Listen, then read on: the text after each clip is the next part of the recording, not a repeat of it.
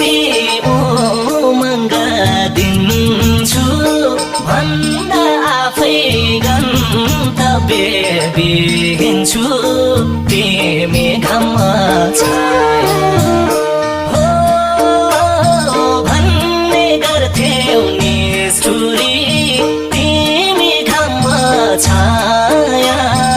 आउँदो रहेछ सम्झना त छुटे पनि माया आउँदो रहेछ सम्झना त छुटे